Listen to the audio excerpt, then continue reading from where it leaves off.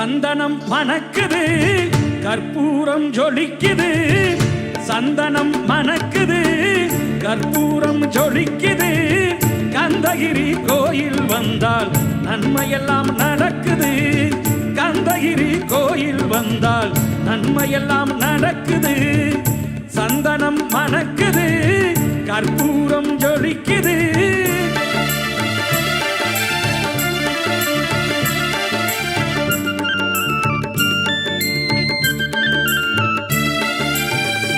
நித்தமும் பாலிலே நீராட்டுவோம், பச்சை நிறத்திலே பட்டாடை நாம் கட்டுவோம்.